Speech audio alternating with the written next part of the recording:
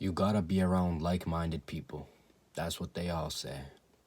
If you actually are around like-minded people, you're of two cases. You're either, a smart guy who's around smart people and he's benefiting himself and the people around him, or you're just an idiot. Straight up. Because I would say the former, the fact that you're just an idiot, is the more common option. And if it doesn't apply to you, you probably just haven't found your group. You just haven't found the people who think the same way you do. And a lot of people are going to misunderstand this and think they're special. This doesn't necessarily mean you're special. This could just mean you're a fool and nobody wants to be around you.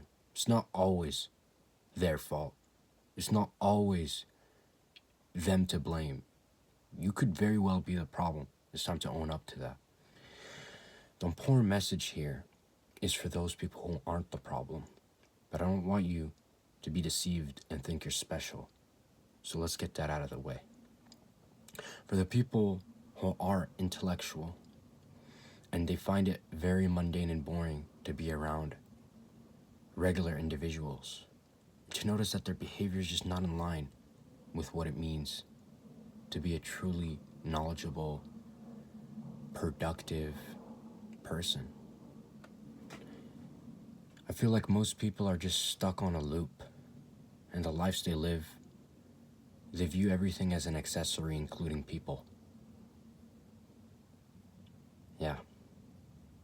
Same way you use your phone, same way you use any tool, your pencil, if you still write, if you still care about learning, is the same way people use you. You don't have an emotional connection with objects, inanimate things. You might do, actually. You might. Maybe when you're a little kid, you had a stuffed toy and you loved it. But for most people, you're the same as anything else in their life. Because the constant loop and obsession of the internet is used as a substitution to social interactions. You know how I know this? Through personal experience. This video is about personal experience. It's about my outlook. I'm not here to give you sources.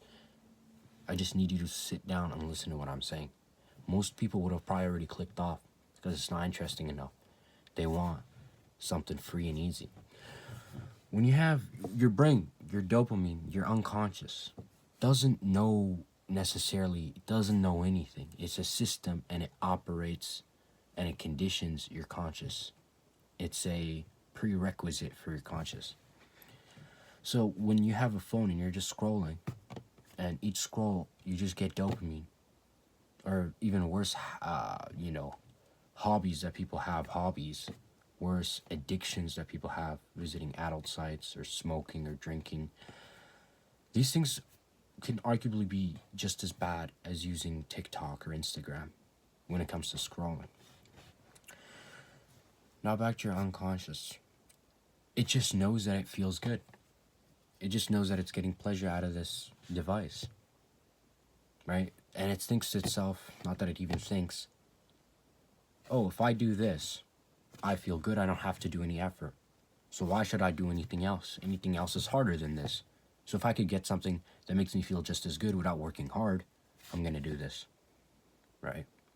And for people who are not intellectual enough, or people who have gone so far astray in their life habits and style that they've forgotten what it means to be human, and they've forgotten the social interactions and importance of gaining knowledge and communicating with like-minded individuals, they have now gone into a loop and they no longer feel ashamed. They no longer feel guilty. They no longer realize how detrimental it is. I know whenever I scrolled, in the back of my mind, it continuously lingered. Dude, I need to get off. Dude, I don't feel good doing this. Dude, I'm wasting my time. I'm being honest. Looking back at many years of my life, I really wish I didn't scroll. This probably sounds so funny, right? Because TikTok and Instagram has made it a meme and a joke to scroll. It's the funniest thing ever to scroll, right? According to what? Instagram. Why is it so funny to scroll? Why is it so cool? It's not, and you know it's not, right? And people are just gonna make fun of this too. Why? Because if you have a group and it's collectively agree on something and it's funny and it's cool, what you've done here is a normalization on a bad habit. You might not actually believe it's funny or cool, right?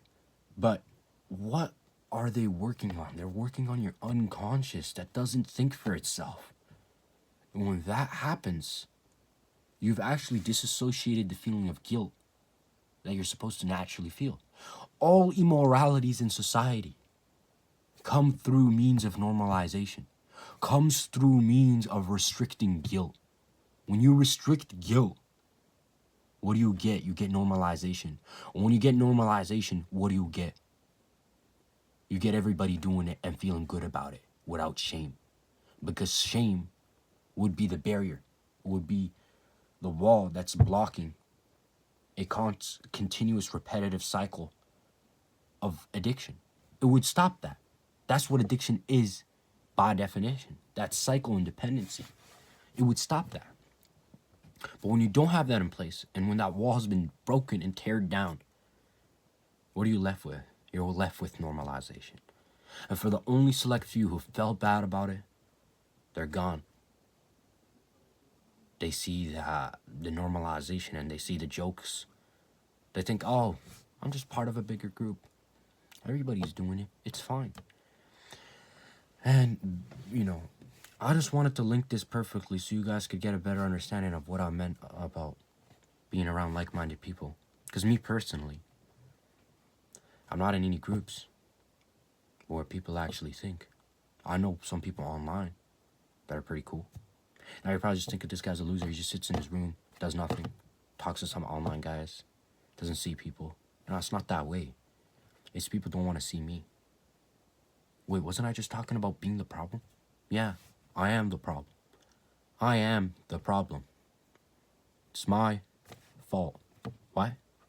Because they are not like-minded. And I will stick by the phrase of being around like-minded people. The only problem with that phrase is, that's why I may not use it in my regular dialogue, is because it gives the illusion that synchronizing your personality, compromising your personality to be like those who are below you. And in reality, you are below yourself. You are below the man you should be, or the woman. This message goes for anybody. This is not a men's improvement video. This is a unfortunate reality. I'm not one of those red pill, hop on self-improvement stuff. I'm not on any of this stuff. I need to get that through right now. I'm here revealing the truths of society, detrimental effects, things that have been lied about, moral corruption. All these things are happening right in front of your eyes. And if somebody doesn't speak about it, none of us will, right? It gets down to the socializing aspect to me. Because if I'm a person with a lot of thoughts in my head, if I'm a person that has a lot of share, if I'm a person that people can benefit from, right? And I can't benefit from other people, there is no exchange, there's no value. And then you're kind of stuck in a state where, as a human, right, you naturally might feel a little lonely, right? You notice that people are having fun, they're doing this and that. But it's just vices. It's just vices for them, just devices for them. Whatever word you want to use. That's the way that reminds you that the right path, the hard path, is the ultimate choice. Because usually the right path ain't the easy path, because if it was the easy one, everyone would be on the same path. And nowadays I notice how antisocial people are. I would be calling somebody, not ask them like, hey, do you want to do something? And the strangest thing to me, even as a kid, right, or as a younger teenager, internet was still used a lot. I'm not old by any means.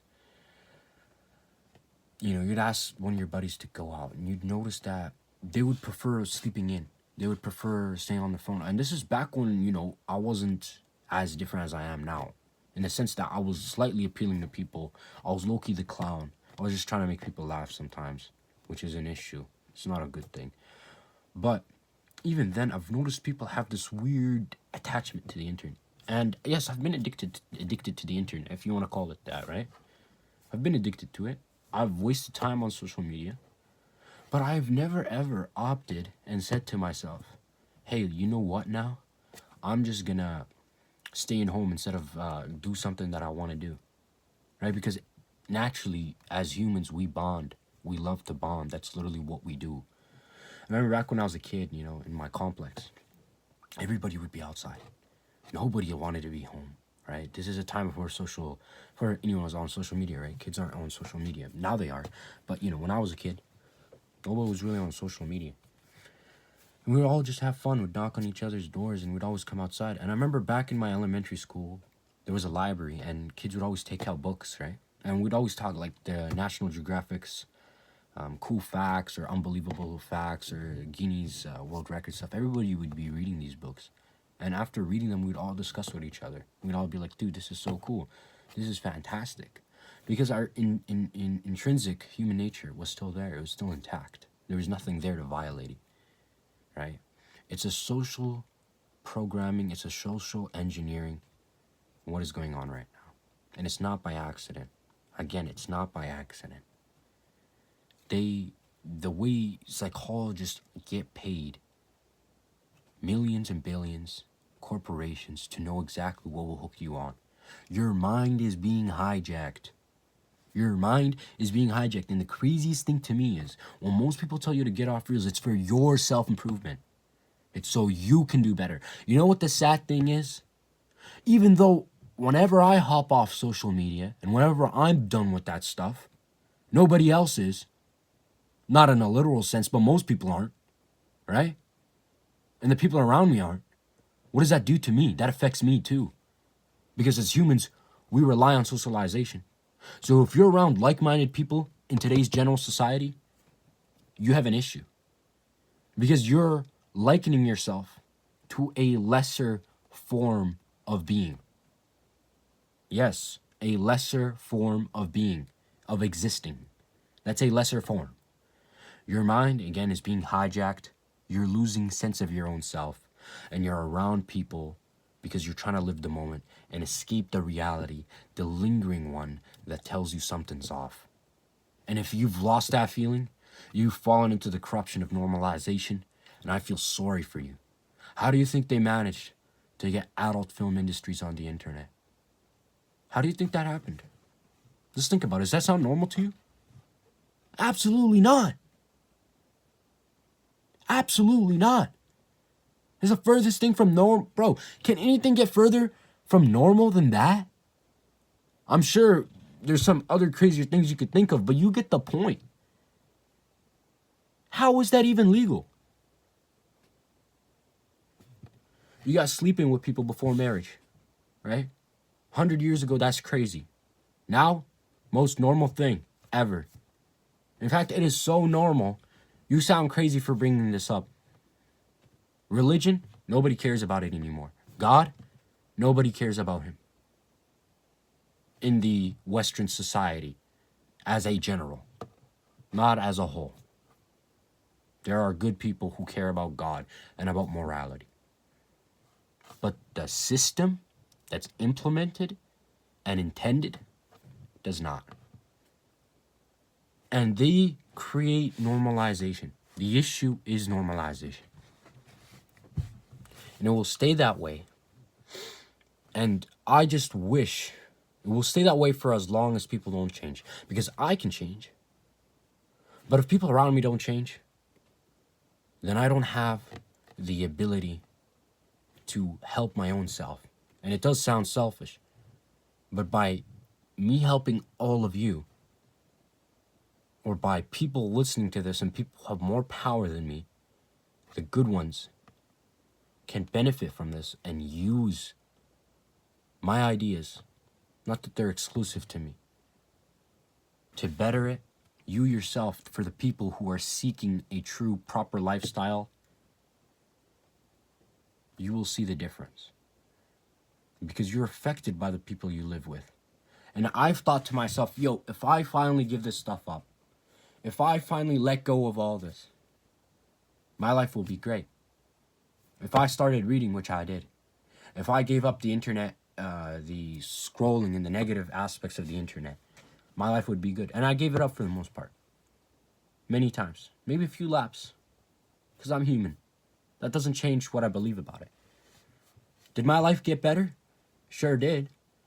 Was I pretty antisocial, like not speaking to people? Not antisocial in like the medical sense. But, you know, I just didn't have many people who spoke to me and I didn't speak to many people? Yes.